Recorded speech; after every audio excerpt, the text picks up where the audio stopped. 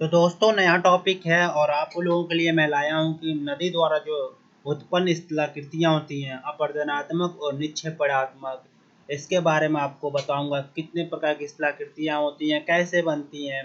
तो चलिए स्टार्ट करते हैं। तो बहते हुए जल या नदी नदी के द्वारा उत्पन्न स्थलाकृतियाँ। देखिए, नदी भूतल पर समतल स्थापना का कार्य तीन रूपों में करती है, जिसे त्रिकल कार्य या त्रिपट कार्य कहते हैं। तो ये होता है तीन रूप में होता है। पहला युवावस्था, फिर से होता है आपका प्रौढ़ावस्था, फिर से होता है वृद्धावस्था। यूँ समझो तो ये होता है प्रथम अवस्था, सेकेंडरी अवस्था और थर्ड अवस्था। तो इसमें होता है अपर्दन, परिवहन तथा निक्षेपण। तो एक हम जानेंगे अपर्दनात्मक स्थलाकृतियाँ, एक जानेंगे निक्षेपात्मक कितने प्रकार की होती है। जो परिवहन होता है इसमें बस नदियाँ जितनी भी मलबा होती है उसको अपने साथ परिवहन करती है, ढोती है। चलिए आगे जानते हैं कि अपर्दनात्मक स्थलाकृतियाँ कितने प्रकार की होती हैं। तो देखिए, नदी द्वारा अपर्दनात्मक स्थलाकृतियाँ जो बनती हैं, ठीक है, स्थल रूप जो बनते हैं उनके बारे में जानते हैं। पहला आता है भी आकार की घाटी, दूसरा आता है गार्ज, तीसरा बनता है कैनियन या इसको हम कहते हैं संकीर्ण नदी कंदरा, चौथा है जलप्रपात का निर्माण, जो जलप्रपात का निर्माण होता है, पांचवा है क्षिप्रिका, छठा है जलगर्तिका, सत्ता है संरचनात्मक सोपान, आठवां है नदी वेदिका या वदिका, नवा नदी विसर्ग, दसवां है कुंड, 11वां आपका संप्राय का मैदान या इसी में आपका बनता है एक पेनी प्लेन जिसे कहा जाता है। तो टोटल 11 है, 11 स्थलाकृतियाँ हैं। इसके बारे में आपको डिटेल से समझा देता हूँ और बता देता हूँ। तो चलिए आगे चलते हैं और जानते हैं भी आकार की घाटी किसे कहते हैं, गार्ज किसे कहते हैं, कैनियन किसे कहते हैं, जलप्रपात किसे कहते हैं, क्षिप्रिका किसे कहते हैं, जलगर्तिका किसे कहते हैं, संरचनात्मक सोपान किसे कहते हैं, नदी वेदिका किसे कहते हैं। ये देखिए, वदिका या वेदिका एक ही चीज होता है। नदी विसर्ग किसे कहते हैं, दशा है, कुंड किसे कहते हैं, संप्रदाय का मैदान किसे कहते हैं। इस सारे के बारे में आपको बताऊंगा। चलिए आगे स्टार्ट करते हैं।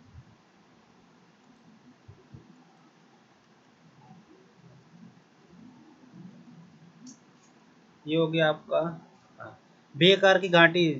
तो वैसे मैं थोड़ा आपको ये स्टार्टिंग में बताऊंगा पढ़ के, उसके बाद से मैं आपको शॉर्ट शॉर्ट ही ज़्यादा यूज करूंगा और संक्षिप्त में पूरा डिटेल बताऊंगा। सर्वप्रथम जब नदी को काट कर उसे गहरा करती है, जब नदी तली को काट कर अर्थात जब नदी युवा अवस्था में होती है और तली को काटती है और गहरा करती है, जिस कारण नदी घाटी की गहराई सदैव बढ़ती जाती है तथा तथा घाटी का आकार आंग्ल भाषा के अक्षर के समान हो जाता है अर्थात भी आकार का हो जाता है, जिसमें दीवालों का ढाल तीव्र तथा उत्तल होता है। नदी की घाटी अत्यंत तंग एवं संकरी होती है। इन घाटियों का निरंतर विकास होता है जिससे गहराई तथा आकार दोनों में वृद्धि होती है। इसका यह तात्पर्य नहीं है कि इस घाटी के निर्माण के समय केवल निम्न कटाव द्वारा घाटी गहरी ही होती है। इसके विपरीत घाटियों में क्षैतिज अपर्दन भी होता है तथा उनकी चौड़ाई भी बढ़ती है, परंतु गहरा होने के कार्य सर्वाधिक होता है। आकार के अनुसार भी आकार की घाटियों को दो वर्गों में विभाजित किया जा सकता है। एक होता है गार्ज, दूसरा होता है कैनियन। तो पहले मैं बता देता हूँ भी आकार की घाटी कैसे बनता है। ये मैं आपको बताया हूँ पढ़ के, अब मैं बताता हूँ आपको शॉर्ट में और संक्षिप्त में। तो देखिए यहाँ पर चित्र के माध्यम से बता रहा हूँ। ये जो पूरी अवस्था है, ये देखिए यहाँ से यहाँ जो हुआ है क्षैतिज अपर्दन हुआ है किसी पहाड़ या पर्वत में। ऐसे एग्जाम्पल ले लो कि कोई यहाँ पर पहाड़ है, ऐसे ऐसे पहाड़ है और उसमें नदियाँ इस आकार की जब स्थलाकृतियाँ बनाती हैं, ठीक है, इधर भी काटती हैं, इधर भी अपने तली को भी, ये तली है इसे काटती हैं। तो जब इस आकार की स्थलाकृतियाँ बनती है इसे हम भी आकार की घाटी कहते हैं। क्या कहते हैं? भी आकार की घाटी। ठीक है, अब मैं बताता हूँ कि गार्ज क्या होता है। ठीक है, इससे थोड़ा डीप जब ऐसे इसी पहाड़ पर इससे थोड़ा डीप अवस्था में जब अपर्दन हो जाता है तली में तो उसे हम गार्ज कहते हैं।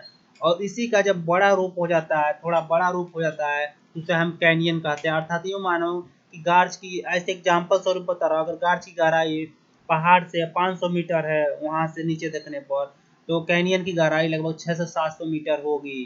ठीक है, अब चलो जानते हैं कि जलप्रपात तथा क्षिप्रिका क्या होता है। तो जलप्रपात देखो, आपको फोटो द्वारा भी समझाने की कोशिश कर रहा हूँ। देखो इन दोनों में अंतर क्या होता है कि जब नदियाँ पहाड़ों से किसी ऊंचाई स्थान से सीधे धरातल पर मतलब सीधे गिरती हैं नीचे, देखो किसी ऊंचाई स्थान से यहाँ से धारा नीचे गिर रही है और बह रही है, तो एक मान लो यहाँ पर ये एक पहाड़ है, यहाँ से नदी आ रही है और नीचे गिर रही है, इसी को हम जलप्रपात कहते हैं। और छिपरी क्या होता है कि थोड़ी कम ऊंचाई से, ठीक है, क्या होता है थोड़ी कम ऊंचाई से जब जो नदियाँ होती हैं गिरती हैं, अर्थात अचानक ढाल आता है। ये ढाल क्यों आता है? या तो अवरोधक चट्टानें पड़ जाती हैं जो कट नहीं पाती हैं, ठीक है, या किसी मतलब इसकी जो ऊंचाई होती है जलप्रपात से कम होती है, इतना जान जाओ। छिपिर का जलप्रपात से थोड़ा कम ऊंचा पर बनता है और जलप्रपात सबसे ऊंचे से गिरता पानी है जिसे हम जलप्रपात कहते हैं। छिपिर का थोड़ा इससे कम नीचे से गिरता है, अर्थात इसे समझ लो कि अगर जलप्रपात की ऊंचाई 1 किलोमीटर है तो छिपिर का 300 से 400 मीटर के नीचे से गिरता है। अब जल गर्त क्या होता है ये बता देता हूँ, ठीक है, पढ़ के बता देता हूँ, उसके बाद संक्षिप्त में बताता हूँ। नदी की तली में जल भंवर, जल भंवर देखे होगे कि ऐसे जब नदी बहती है तो ऐसे ऐसे ऐसे ऐसे भांवर बन जाता है, नाचने लगता है वहीं पर। छोटे जो भंवर के साथ छोटे छोटे मतलब छोटे छोटे कंकड़ पत्थर ले लो, छोटे छोटे भंवर में, ठीक है, छोटे छोटे कंकड़ पत्थर के टुकड़े तेजी से चक्कर लगाते हुए छोटे छोटे गर्मों गर्तों का, या गर्मों नहीं है गर्तों का, ठीक है, गर्तों का निर्माण करते हैं। इस तरह के टुकड़ों को छेदक या घर्षण यंत्र कहते हैं। जिस तरह बढ़ई अपनी बर्मा मशीन को तेजी से घुमाकर लकड़ी में छिद्र करता है, उसी तरह भंवर के साथ तेजी से चक्कर लगाते हुए यह छिद्रक यंत्र नदी की तली में सुराख तथा छिद्र बनाते रहते हैं। तो मैं ऐसे समझा रहा हूँ फिगर के द्वारा, ठीक है। ये देखो नदी बह रही है, कहीं कहीं देखे भी हो गए कि नदी जब बहती है तो वहाँ एक भांवर जैसा एक घेरा लगता है घूमने, तो उसमें बहुत सारे जो कंकड़ पत्थर होते हैं एक एकजुट होकर, अब जब प्रेशर पड़ता है तो जाके जो नदी का निचला हिस्सा होता है, अर्थात यूँ समझो जो तली होता है उसमें वो लगते हैं घूमने, और इस घूमने के कारण घर्षण होता है जिससे वो छिद्र होने लगता है। इसी को हम इसी छिद्र जब ये छिद्र होने लगता है तो ये धीरे धीरे आकार में बड़ा हो जाता है, जो ये होता है छिद्र। सुराख जो छिद्र होता है धीरे धीरे मिल के इकट्ठा हो जाता है और बड़ा रूप ले लेता है, उसी को हम लोग जलकर्तिका कहते हैं, ठीक है। उसी चीज को हम जलकर्तिका कहते हैं, जो छोटे छोटे कंकड़ पत्थर मिल के एक बड़ा सा गर्त का निर्माण कर देते हैं, ठीक है, छोटे छोटे धरा मतलब सुराख का निर्माण करते हैं, उसी को जलकर्तिका कहा जाता है। इसकी ब्यास, इसकी जो लंबाई होती है चौड़ाई होती है, इसकी ब्यास कुछ सेंटीमीटर से लेकर कई मीटर तक होता है, अर्थात यूँ मानो कि ये 12 सेंटीमीटर का भी हो सकता है, अर्थात 1 फीट का भी हो सकता है, या यूँ मानो यह 4 से 5 या 10 मीटर या 50 मीटर तक का भी हो सकता है। ब्यास की अपेक्षा गहराई अधिक होती है जब जलगर्तिका गहराई तथा ब्यास अधिक होती है। तो जलगर्तिका गहराई अगर अधिक है तो भी ब्यास अधिक होगा, मतलब अगर जलगर्तिका गहराई अधिक हो जा रही है तभी ब्यास ज़्यादा होगा। तो जब ब्यास और जलगर्तिका की गहराई ज़्यादा हो जाती है मतलब ज़्यादा गहरा हो जाता है, तो उसी को हम अवनमन कुंड या जानते हो कुंड जो होता है, जैसे कि जिसमें देखो भंवरा में लोग फंस के डूब जाते हैं, उसी को कुंड बोला जाता है। तो जलगर्तिका छोटा हिस्सा होता है कुंड का, और जब वही जलगर्तिका बड़ा रूप धारण कर लेता है उसी को हम कुंड कहते हैं या अवनमन कुंड कहते हैं। तो ये ऐसे समझो कि नदी ऐसे ये यहाँ घूम रही है, यहाँ जलगर्तिका का रूप बन गया है, ठीक है। अब यहाँ जलगर्तिका का एक रूप बन गया, कंकड़ पत्थर घूमने के कारण छोटे छोटे छिद्र होने के बाद इतना बड़ा हो गया। अब यही इसका व्यास बड़ा हो जाएगा और बड़ा सा चक्कर लगाने लगेगा, और इसमें जो इसकी गहराई है इसकी जलगर्तिका की बड़ा गहराई हो जाएगी खूब, मतलब इसकी जो तली है वो नीचे तक हो जाएगी, जिसके कारण इसका नाम पड़ जाएगा कुंड। और इसमें जब लोग जाते हैं तो फंस जाते हैं अक्सर लोगों के। अब जानते हो क्या होता है, तो चलो आगे जानते हैं संरचनात्मक सोपान क्या होता है, ठीक है। मैं स्टेप बाय स्टेप आपको बताते जा रहा हूँ। तो नदी के मार्ग में कभी कभी कठोर तथा मुलायम चट्टाने की परतें क्रम से एक दूसरे के बाद क्षैतिज अवस्था में मिलती है। क्षैतिज का मतलब होता है ऐसे, ठीक है, ठीक है, ये क्षैतिज अवस्था है, ठीक है। इस परिस्थिति में नदी द्वारा विशेष अपर्दन द्वारा कठोर तथा मुलायम चट्टानों का कटाव भिन्न भिन्न दर से होता है। कठोर चट्टान की अपेक्षा कोमल चट्टानें शीघ्र कट जाती हैं तथा कठोर एवं प्रतिरोधित चट्टानें निकली रहती हैं। इस तरह विशेषक अपर्दन द्वारा स्वप्नाकार सीढ़ियों का नदी की घाटी के दोनों ओर निर्माण हो जाता है। प्रायः में इन्हें सोपान कहा जाता है, परंतु इन सोपानों की नदी वेदिकाओं से अलग करने के लिए संरचनात्मक सोपान की संज्ञा प्रदान की जाती है। अर्थात ऐसे ही सेम आपको नदी वेदिका भी मिलेगा, आगे मैं आपको बताऊंगा, जिसे नदी वदिका या वेदिका कहा जाता है। देखो होता क्या है कि जैसे मान लो ये नदी बह रही क्षैतिज क्षैतिज अवस्था में ऐसे बह रही है, तो इस बहते टाइम में होता क्या है, मान लो देखो ये नदी आ रही है, ठीक है, ये नदी आ रही है, इसे मान लो ऐसे जा रही है, इधर से नदी ये दूसरा बांध ऐसे आ रही है, ठीक है। हो क्या कि ये देखो ये जो चट्टान है, ये वाली जो चट्टान है, ये लाइन में ये जो मैं भर रहा हूँ, ये लाइन की चट्टान कठोर है और ये मुलायम है। तो मुलायम चट्टानें जो परतदार होती जल्दी कट जाती हैं, अब कठोर चट्टानें नहीं कट पाती है। तो देखो एक एक सीढ़ी नुमा स्थलाकृतियों का निर्माण हो रहा है, इसी को हम लोग संरचनात्मक सोपान कहते हैं। फिर से समझ लो एक बार, ये कठोर चट्टानें होती हैं देखो, अवरोधी सेल या कठोर सेल जिसे कहा जाता है, जो ये ऐसे ऐसे थोड़ा लंबवत के रूप में जो चट्टानें हैं, जिसे मैं अभी आपको दिखा रहा हूँ, जो डैश डैश की चट्टानें वो मुलायम चट्टानें होती है। तो मुलायम चट्टानों को नदी की जो वेग होती है, जलधारा होती है, जल्दी काट देती है, और कठोर चट्टानों को नहीं काट पाती है जल्दी, इसीलिए एक स्थलाकृति का निर्माण होता है, जिसे हम लोग संरचनात्मक सोपान या सीढ़ीदार सोपान भी कहते हैं।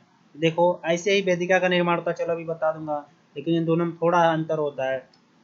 ये हो गया आपका संरचनात्मक सोपान। अब नेक्स्ट टॉपिक है नदी वेदिका, जैसे मैं आपको बताया था पिछले टॉपिक पर।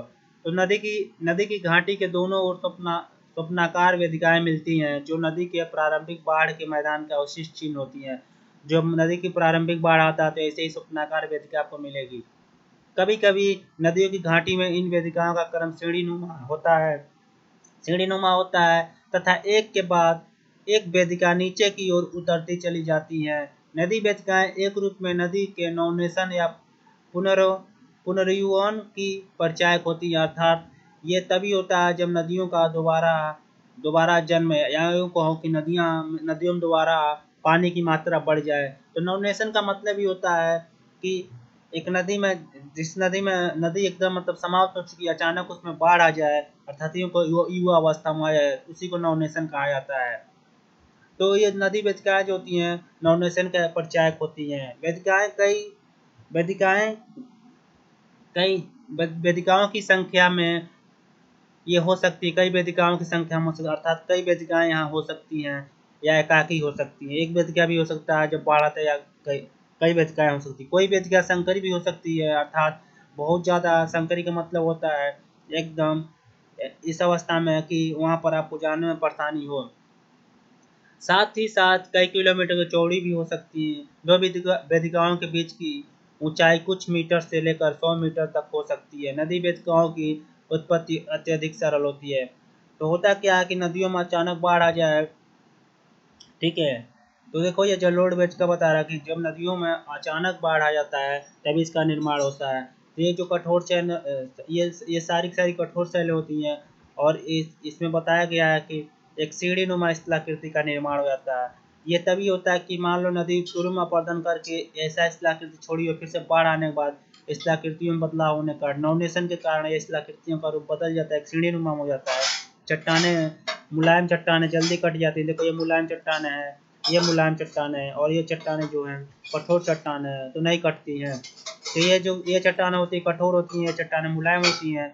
तो जो ये देखो मैं फिर से बता रहा हूँ कि जो एक दो और ये 1 2 3 ये मुलायम चट्टानें हैं, और इसमें जो ये खड़िया लाइन है, जो खड़ी में लाइन है दिख रहा है, ये वाली लाइन, ठीक है। देखो ये जो लाइन है, ये जो चट्टानें हैं ज़्यादा कठोर चट्टानें, ये वाली जो, ठीक है, और यहाँ से नदी देखो गुजर रही है, नदी है। तो इस तरह की स्थलाकृतियों को हम लोग जलोढ़ वेदिकाएं या नदी वेदिका कहते हैं। और नदी विसर्प क्या होता है, ऐसे तो आपको सिंपल भाषा में बता दें, जब नदियाँ प्रवणावस्था में चली जाती हैं, देखो मेंडल लूप का संगठन, जो नदियाँ प्रवणावस्था में चली जाती हैं तो अपने क्षैतिज अपर्दन करती हैं। क्षैतिज का मतलब होता है ऐसे ऐसे अपर्दन करती है, ऐसे ऐसे जब स्थलाकृति होता है, तो ये होता है कि जब वेग कम हो जाता है तो नदियों में जब वेग कम हो जाएगा तो सीधे ना होकर जो कठोर चट्टानें वो पड़ती हैं, वहाँ से मुड़ जाती है, मुलायम चट्टानों को काटने लगती है। मान लो यहाँ पर कठोर चट्टान पड़ गया और नदी की यहाँ मुलायम चट्टान, नदी ऐसे मुड़ के फिर से ऐसे हो जाएगा। तो जब इस तरह की स्थलाकृतियों का निर्माण होता है उसी को हम नदी विसर्प कहते हैं, ठीक है। ये स्थलाकृतियाँ नदी विसर्प, जैसे कि यहाँ देख लो नदी आ रही थी, ज्यों-ज्यों उसमें वेग कम होने लगा अपनी मुलायम चट्टानों को काटते हुए, ठीक है, मुलायम चट्टानों को काटते हुए आती आगे बढ़ती जाती है, ठीक है। तो होता क्या है कि कठोर चट्टानों को छोड़ देती है, इसी कारण नदी मुड़ जाता है और नदी विसर्ग का निर्माण होता है, ठीक है। पेनिप्लेन या संप्रदाय का मैदान ये लास्ट स्थलाकृति है, ठीक है, अपरदनात्मक नदी द्वारा। तो जान लेते हैं पेनिप्लेन क्या होता है। जब नदियां मैदानी भागों में चली जाती हैं अंतिम अवस्था में, तो क्षैतिज अपरदन द्वारा, अच्छा क्षैतिज जो अपरदन, मान लो ऐसे नदी आ रही है तो अपने किनारों को काटती है। ये नदी जा रही है तो ये किनारों को काटेगी, अपने किनारों को काटेगी, ये किनारों को काटेगी, ठीक है। असमानताएं दूरी हो जाती है। इस समय क्षैतिज अपरदन तथा निक्षेप दोनों मिलकर संप्रदाय मैदान का निर्माण करते हैं। तो क्षैतिज और निक्षेप अर्थात अपने किनारों को जब नदियां काटती हैं, देखो होता क्या है कि नदियां, देखो ये जो है ना, ये छोटे छोटे एक पेनिप्लेन का निर्माण हो रहा है, ठीक है। ये छोटे छोटे जो दिख रहे हैं, ये ये तो होता क्या है कि नदियां यहाँ निक्षेप करती हैं, ऐसे लाकर नदियां निक्षेप करती हैं, और निक्षेप करने के साथ साथ अपने किनारों को, जैसे ये देखो किनारा जो ये वाला, इसका कटाव भी करती है, जिससे एक पेनिप्लेन का निर्माण हो जाता है। छोटे छोटे, देखो छोटे जो मजबूत चट्टानें होती हैं उनको नदियां नहीं काट पाती हैं, और निक्षेप द्वारा धीरे धीरे वहाँ पर पेनिप्लेन का निर्माण हो जाता है। तो ये मैदानी भागों में होता है।